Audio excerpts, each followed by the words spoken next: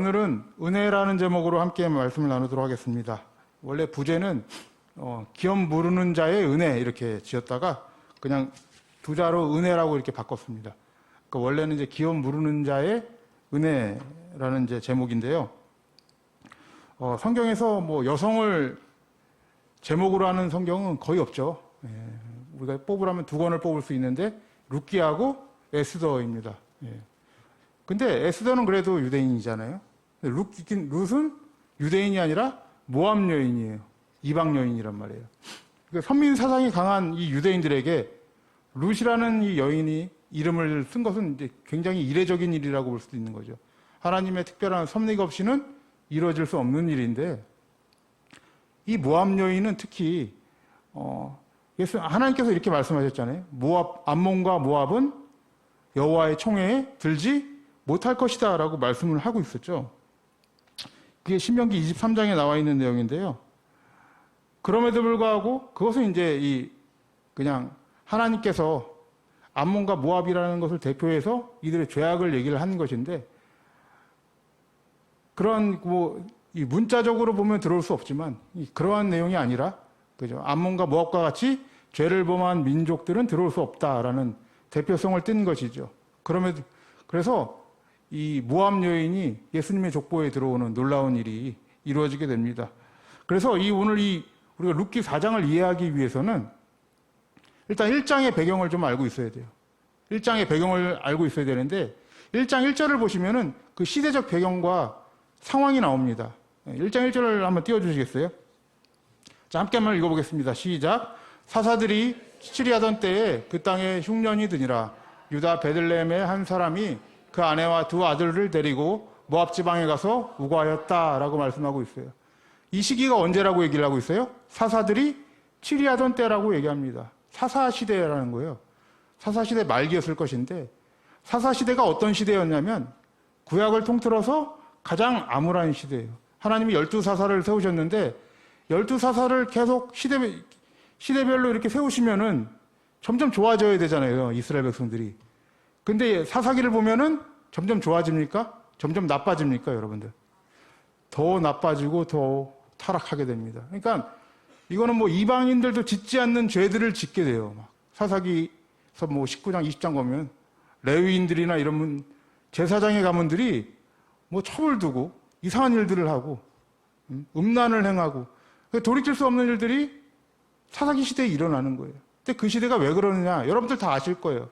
그 시대에는 무엇이 없었다? 왕이 없었다라는 거예요. 그 왕은 하나님을 비유하고 있겠죠. 하나님이 그들의 마음에 없었기 때문에 어떻게 살아갔습니까? 자기 소견에 옳은 대로 살아갔다. 이게 그 시대만 얘기하는 게 아니라 하나님을 떠난 모든 세대가 여러분 다 그렇게 살아가요. 그 세대가 왕이 없기 때문에 어떻게 살아가요? 자기 중심적으로 살아가요. 자기 소견에 옳은 대로 자기가 하나님이 되어 살아간단 말이에요, 여러분. 그게 사사시대예요. 그러니까 오늘날도 그런 삶을 사는 사람들, 교회에 있으면서도 하나님의 말씀과는 무관한 자기 소견대로만 살아가는 사람들, 이걸 뭐라고 얘기해요? 사사시대를 사는 사람들이라고 얘기할 수 있는 거예요. 그런데 그 땅에 1절을 보시면은 다시 1절을 보시면 그 땅에 흉년이 들었다라고 얘기를 해요. 흉년이 들었다는 게 굉장히 의미심장한 내용입니다. 왜냐하면 이스라엘 땅은 흉년이 들면 안 돼요, 원래. 왜? 하나님의 복을 받은 민족이기 때문에 그래요, 여러분. 흉년이 들면 안 돼요. 신명기 11장 말씀 보면 이렇게 얘기를 해요. 자, 신명기 11장 13절 말씀 이거 같이 한번 읽어볼게요. 시작. 내가 오늘날 너희에게 명하는 나의 명령을 너희가 만일 청종하고 너희의 하나님 여호와를 사랑하여 마음을 다하고 성품을 다하여 섬기면 여호와께서 너희 땅에 이른비 늦은 비를 적당한 때에 내리시리니 너희가 곡식과 포도주의 기름을 얻을 것이요 또 육축을 위하여 들에 풀이 나게 하시리니 내가 먹고 배부를 것이라. 하나님이 약속하신 거예요. 내가 마음을 다하고 성품을 다해서 하나님을 섬기면 흉년이 있어요, 없어요? 없을 것이다. 왜? 이른 비와 늦은 비를 내리겠다라는 거예요. 이스라엘은 여러분들 많이 들어보셨을 거예요. 건기와 우기로 나눠지는데 6개월 건기, 6개월 우기예요, 여러분들. 건기에는 비가 안 내리지만 우기에는 시작할 때 뭐가 내립니까? 이른 비가 내려요, 여러분들. 그리고 마지막에는 뭐가 내려요? 늦은 비가 내립니다. 이것이 내리지 않을 때는 곡식 수확이 어려워지는 거예요, 여러분. 흉년이 들었다라는 건 무엇입니까? 하나님의 성품대로 살아가지 못했다는 거예요, 여러분. 하나님을 다하여, 마음을 다하여 살아가지 못했다라는 거예요, 지금. 그래서 그 땅에 흉년이 들었다는 거예요. 그래서 이건 단순한 흉년이 아니라 마음에 흉년이 든 거죠. 하나님을 떠난 그 사사시대를 얘기를 하고 있는 거예요, 여러분. 그 시대에 어떤 일이 있었냐면 1장 1절을 보면은 유다 베들레헴에 한 사람이 등장합니다. 이 베들레헴의 한 사람이 누구냐면 엘리멜렉이라는 사람이에요, 여러분. 자, 1장 2절 말씀 한번 띄워주시겠어요? 자, 1장 2절 말씀 함께 읽어보겠습니다. 시작. 그 사람의 이름은 엘리멜렉이요 그 아내의 이름은 나오미요 그 두 아들의 이름은 말론과 기륜이니 유다 베들레헴 에브라 사람이더라. 그들이 모압 지방에 들어가서 거기 유하더니. 자, 엘리멜렉, 엘리라는 뜻은 나의 하나님이라는 뜻이죠. 멜렉은 왕입니다. 나의 하나님은 왕이시다라는 거예요. 이름은 나의 하나님은 왕인데 흉년이 드니까 어디로 가요? 모압 땅으로 가요, 여러분들. 그러니까 오늘날은 여러분 이사 가는 게 뭐 별거 아니잖아요. 그냥 이 땅으로 가든 저 땅으로 가든 자유인데, 여러분 이스라엘 유대인들이 자기 땅을 떠나는 거는 하나님을 떠나는 거예요. 하나님의 약속이 있는 땅, 하나님께서 축복과 선물로 주신 땅을 떠나는 거예요, 여러분들. 그들에겐 쉬운 일이 아니란 말이에요, 여러분들. 그걸 떠나가는 거예요. 하나님은 나의 왕이신데 결국은 누구의 결정대로 가는 거예요? 자기 결정대로 가는 거예요, 여러분. 떠나가는 거예요, 그 시대에. 그래서 모압 땅에 유했는데 여기서 사건이 터지죠. 모압 땅에서 10년을 유한다고 써 있는데, 자, 3절 말씀 한번 볼게요. 1장 3절. 나오미의 남편 엘리멜렉이 죽고 나오미와 그 두 아들이 남았다라고 얘기를 해요. 남편이 죽었어요. 근데 4절 말씀 한번 볼게요. 시작. 그들은 모압 여자 중에서 아내를 취하였는데 하나의 이름은 오르바요 하나의 이름은 루시더라. 거기 거한 지 10년쯤에 5절. 말론과 기륜 두 사람이 다 죽고 그 여인은 두 아들과 남편의 뒤에 남았더라라는 거예요. 여러분들 두 아들도 다 죽었어요. 남편도 죽었어요. 여러분 우리나라도 옛날에 뭐 이런 일이 있으면 그 여자를 어떻게 얘기합니까, 보통? 이 여자가 우리 가문에 들어와서 저주를 씌웠다고 얘기하죠, 보통. 막 욕을 씌우고 쫓아낼 거란 말이에요. 다르게 얘기해서 씨가 마른 거 아닙니까? 이 가문의 씨가 말라버렸어요, 여러분들. 이 가문은 살아날 수 있는 길이 없어진 가문이라는 거예요, 지금. 이게 룻기의 이제 배경이 되는 거예요. 나오미, 룻, 오르바 이 세 여인은 남자가 없어요, 여러분들.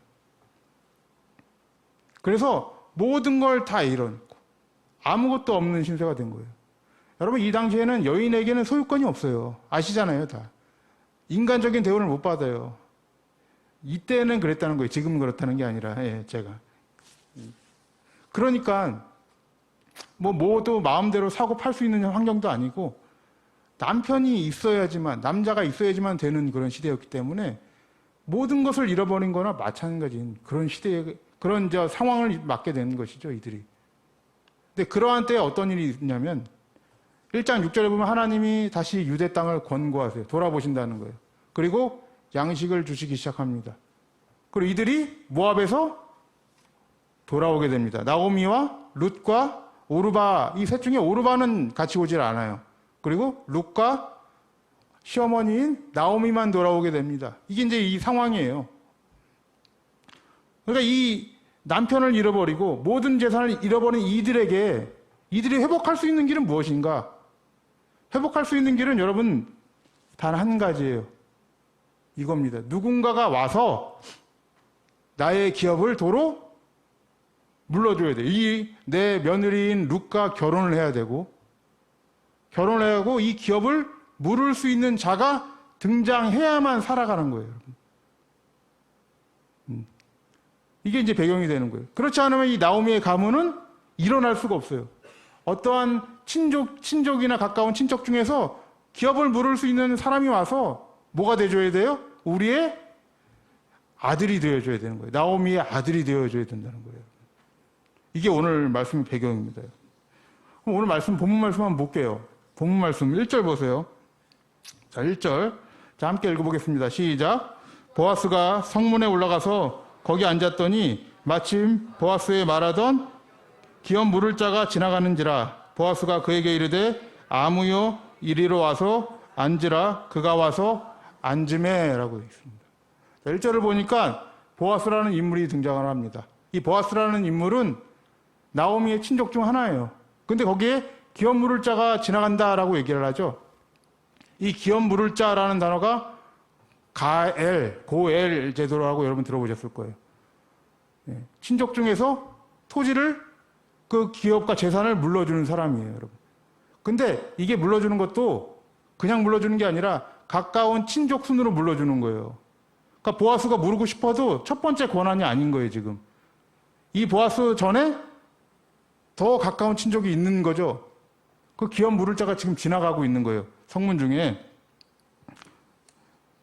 그리고 2절 말씀 보시면은 보아스가 이렇게 성읍 장로 10인을 취해서 이들이 증인이 되는 거죠. 이제 증인이 되어서 기업을 물을 것인지 물지 않을 것인지 증인을 해주는 장로 10명을 취합니다. 2절에. 자, 3절 말씀 한번 볼게요. 3절 우리 함께 한번 읽어보겠습니다. 시작. 보아스가 기업 물을 자에게 이르되 모압 지방에서 돌아온 나오미가 우리 형제 엘리멜렉의 소유지를 관할함으로. 이게 무슨 말이냐면 이제 이 나오미에게 어떤 게 있었냐면 자기 남편에게 있었던 토지가 하나 있었다는 거예요. 근데 이거를 여인에게는 이게 사고 팔 수 있는 그 권리가 없으니까. 그리고 남에게 팔면은 돌아오기가 힘드니까 자기 친족 중에서 누가 사주길 원하는 거예요. 그래서 제일 첫 번째 친족을 불러서 이 토지를 네가 살 거냐 말 거냐라고 묻는 거예요, 지금. 4절 말씀 보세요, 4절. 4절 함께 읽어볼게요. 시작. 여기 앉은 자들과 내 백성의 장로들 앞에서 그것을 사라고 내게 구하여 알게 하려 하였노라. 내가 물으려면 물으려니와 내가 물으지 아니하려거든 내게 구하여 알게 하라. 내 다음은 나요. 그 외에는 물을 자가 없느니라. 그가 가로되 내가 물으리라. 보아스가 이렇게 얘기를 했어요. 4절 말씀을 보면은 이제 장로들 앞에서 이렇게 얘기하는 거죠. 네가 이 나오미의 기업을 물으려면 물러라. 네가 첫 번째 아니냐? 물러라. 그 다음은 난데 나 다음에는 아무도 없어 라는 거예요. 2명밖에 없다는 거죠. 그러니까 친족이. 첫 번째 친족이 뭐라고 대답합니까? 첫 번째. 마지막 부분에 그가 가로되 내가 물으리라 라고 얘기를 해요. 내가 물으겠다. 얼마나 좋아요. 이제 나오미의 가문이 살아날 수 있는 거잖아요. 근데 보아스가 여기에 대해서 더 설명을 해줘요. 기업 물으는 방식이 무엇인지 더 깊게 설명을 해주죠. 자, 5절 말씀 보세요. 5절. 자, 함께 한번 읽어보겠습니다. 시작. 보아스가 가로되 내가 나오미의 손에서 그 밭을 사는 날에 곧 죽은 자의 아내 모압 여인 루색에서 사서 그 죽은 자의 기업을 그 이름으로 잊게 하여야 할지니라. 여러분 여기 굉장히 의미심장한 말이 써 있어요. 우리는 이렇게 생각하잖아요. 이제 그 기업 물을 자가 와서 땅을 샀어요. 내 돈으로. 그럼 그 기업은 누구께 돼야 돼요? 내게 돼야 되는 거예요. 근데 5절 말씀에 하나님께서 명령하신 율법은 달라요. 기업 물으는 방식이 다르다는 거죠. 5절 말씀을 보시면은 한번 띄워주세요. 내가 나오미의 손에서 그 밭을 사는 날에는 곧 죽은 자의 아내 모압 여인 루색에서 사서 누구의 기업을 잇는 거예요? 그 죽은 자의 기업을 잇는 거예요, 여러분들. 이게 자기 땅이 되는 게 아니에요. 결국은 내 돈으로 샀는데 누구 땅이 되는 거예요? 죽은 자의 땅이 되는 거예요. 죽은 자가 누굽니까? 아들 말론이 되는 거죠, 여러분. 모압 여인 룻의 남편인 말론의 기업이 되는 거예요, 여러분. 이게 기업을 물으는 방식이에요. 그러면 그의 이름으로 살면 내 이름은 어떻게 되는 거예요, 여러분? 거기 안에 없어지는 거예요, 여러분들. 내 이름은 없어지고 내 존재는 없어지고 나오미의 아들과 나오미의 아들로 살아가는 거예요, 여러분들. 그래서 그 가문을 잇는 거란 말이에요, 여러분. 여러분 이게 인간적인 생각으로 합리적이에요? 이렇게 하실 분 계십니까? 네, 이 중에서 아마 좀 말도 안 되는 율법인데 하나님이 왜 저런 율법을 지으셨지? 이럴 거예요, 여러분들. 6절 말씀 보세요. 그러자 아까 물은다고 대답했던 그 사람이 대답을 번복해요. 자, 6절 말씀 함께 읽어보겠습니다. 시작. 그 기업 물을 자가 가로되 나는 내 기업에 손해가 있을까요? 나를 위하여 물으지 못하노니 나의 물을 권리를 내가 취하라. 나는 물으지 못하겠노라. 라고 얘기해요. 대답을 번복하죠. 왜? 누구의 이름으로? 기업이 돌아가니까? 죽은 자의 이름으로 기업이 돌아가니까. 나는 이제 그 집의 소유로 살아야 되니까. 손해가 있을까 해서 못하는 거예요. 손해가 있을까 해서 물으지 못하노니 이제 권리를 누가 취하라? 보아스 네가 취해라. 나는 이제 포기하겠다라는 거예요. 여기서 여러분들 이 손해라는 단어, 히브리어 단어 사아트라는 단어가 그냥 단순히 재산 손해를 입는 단어가 아닙니다. 이 단어는 망한다는 뜻입니다. 파산하다라는 뜻이에요. 그러니까 내가 파산할까 두려워서 망할까 두려워서 이제는 그거 못하겠다라는 거예요, 여러분. 그러니까 기업 무르는 이 방식 자체가 간단한 손해 입는 게 아니에요. 그냥 돈 주고 사고 그냥 그렇게 간단하게 뭐 사서 너 기업 있게 해줄게 이런 게 아니라 내 자신이란 내 존재가 부인돼야 되는 거예요. 그 안에서. 그리고 하나님의 약속을 따라서 이제 그 기업을 그 아들의 이름으로 죽은 자의 이름으로 있게 만드는 거. 하나님의 유업을 계속해서 있게 만드는 방식으로 나가는 거예요. 자기는 파산한다는 얘기죠. 자기가. 그걸 아는 거죠. 그러니까 이제 7절, 8절 말씀에 이자가 더욱더 자기는 안 물으겠다는 걸 확정하기 위해서 어떤 방식을 취합니까? 7절 말씀 한번 읽어보겠습니다. 시작. 옛적 이스라엘 중에 모든 것을 물으거나 교환하는 일을 확정하기 위하여 사람이 그 신을 벗어 그 이웃에게 주더니 이것이 이스라엘에 증명하는 전례가 된지라. 자, 8절 말씀. 이에 그 기업 물을 자가 보아스에게 이르되 내가 너를 위하여 사라 하고 그 신을 벗은지라. 7절에 설명을 해주죠. 이게 약속의 증표가 되기 위해서 신을 벗어 주는 거예요. 확실하게. 나는 안 물으겠다. 근데 8절에 이자가 뭐라고 얘기합니까? 8절 말씀 보시면은 보아스에게 이르되 내가 너를 위하여 살아 이렇게 얘기를 해요. 자기를 위하여 사진 않으면서 너를 위하여 살아라고 얘기를 합니다. 굉장히 모순적인 얘기를 하죠, 이 사람이.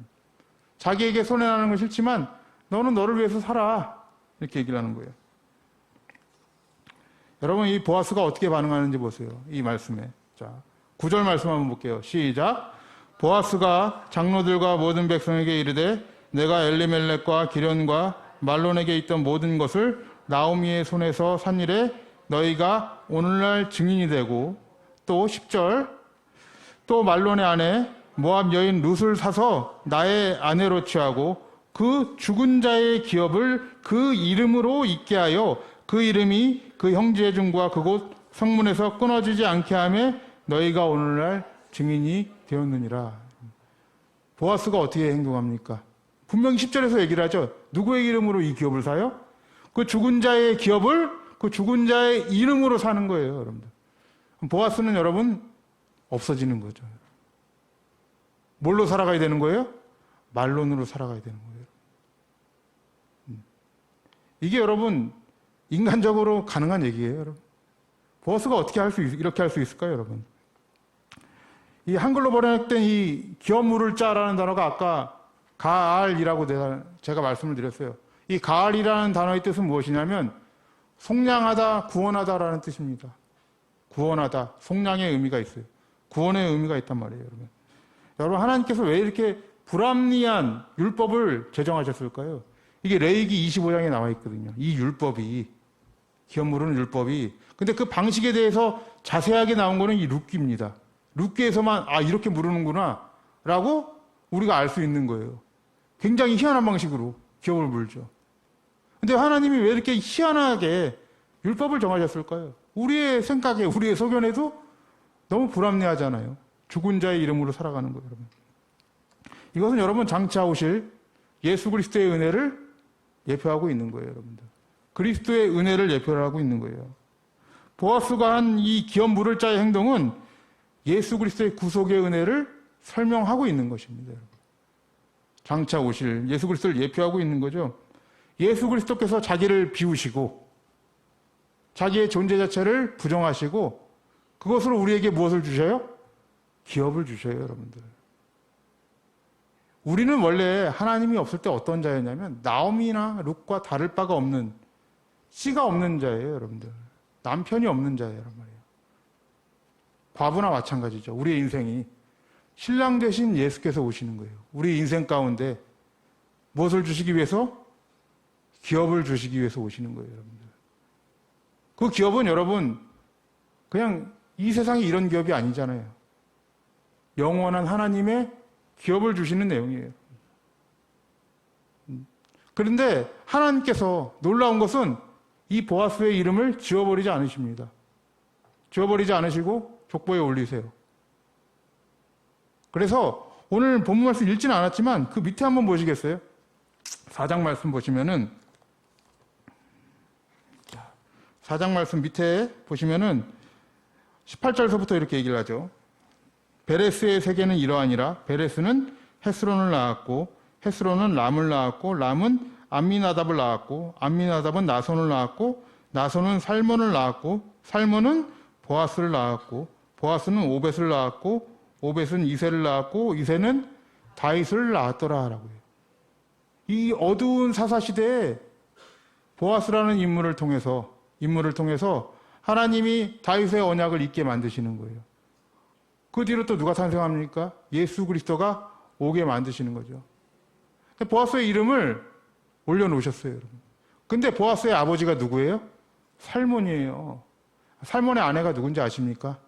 기생 라합입니다, 여러분들. 이방 여인이에요, 엄마도. 근데 그 기생 라합도 어떤 자였습니까?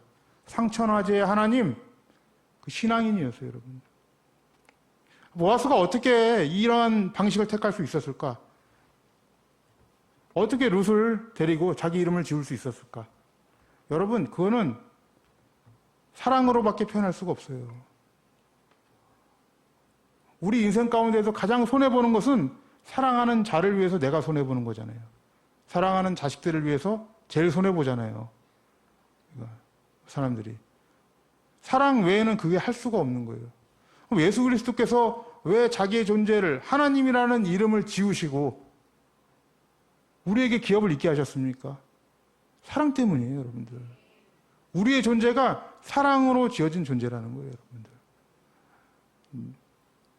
그러니까 제가 여러분 성도님들께 우리가 이런 유업을 받은 자니까 이런 은혜를 좀 기억하셨으면 좋겠어요. 베드로전서 1장 3절 4절 말씀 보면은 이렇게 말씀하고 있어요. 우리 함께 한번 읽어보겠습니다. 시작. 찬송하리로다. 우리 주 예수 그리스도의 아버지 하나님이 그 많으신 긍휼대로 예수 그리스도의 죽은 자 가운데서 부활하심으로 말미암아 우리를 거듭나게 하사 산 소망이 있게 하시며 썩지 않고 더럽지 않고 쇠하지 않느냐는 기업을 잊게 하시나니 곧 너희를 위하여 하늘에 간직한 것이니라. 예수 그리스도께서 우리에게 산 소망을 주시고 썩지 않고 더럽지 않고 영원한 기업을 잊게 하신 거예요. 그 은혜를 우리가 받은 거예요, 여러분들. 그 거룩함의 은혜를 우리가 받은 거예요. 그러니까 여러분들, 예수님께서 그의 하나님 되신 그 이름을 포기하시고 우리에게 그 기업을 잊게 하신 것입니다, 여러분들.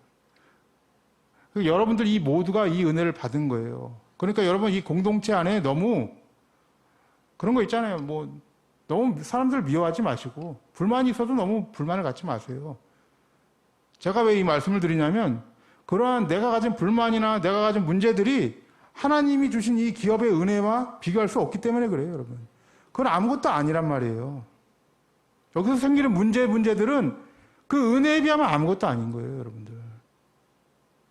다 극복할 수 있어요. 저 사람 꼴도 보기 싫어요? 그리스도의 은혜를 기억하세요. 극복할 수 있다니까요, 여러분들. 그 은혜로.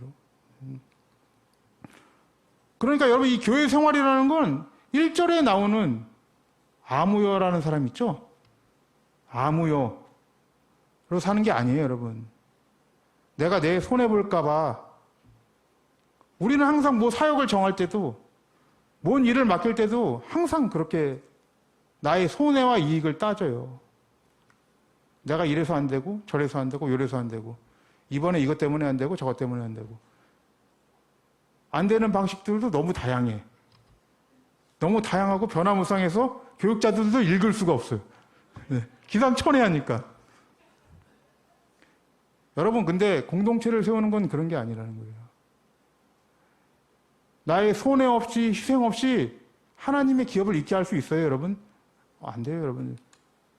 우리가 왜 물질적인 희생을 감수하고 왜 이 시간을 쓰고 다음 세대를 위해서 이렇게 투자하고 이렇게 됩니까, 여러분? 하나님의 기업을 잊게 하기 위한 거예요, 여러분들. 그리스도의 은혜와 사랑을 받았기 때문에 그래요, 여러분. 이것이 만약에 내 명예와 내 자랑이라면 사사시대를 살고 계신 거예요, 아직. 자기 소견대로.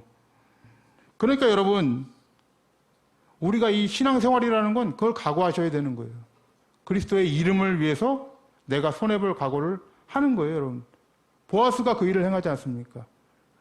보아스가 그 죽은 자의 이름과 그 기업을 잊게 하기 위해서 들어오지 않습니까? 그건 하나님의 약속을 받은 거거든요, 여러분. 우리도 그 기업을 잊게 하기 위해서 여기에 우리 이 교회의 공동체에 속해 있는 거예요, 여러분들. 우리가 받은 은혜를 잊지 마시고, 우리가 가진 문제들, 하나님이 주신 은혜에 비하면 아무것도 아니다 생각하세요, 그때. 우리 정말 아무런 씨도 없는 자고, 남편도 없는 자고, 아버지도 없는 자예요, 여러분. 하나님께서 그 예수 그리스도를 보내지 않으셨다면 고아가 되고 과부가 되는 거예요, 여러분. 근데 고아와 같이 우리를 버려두지 않으시고 우리 가운데 기업을 있게 해주시는 예수 그리스도의 은혜가 오늘 이 모든 성도님들 가운데 함께 하신 것입니다. 그 은혜를 기억할 때 여러분들 우리가 세워갈 수 있지 않겠습니까? 공동체를.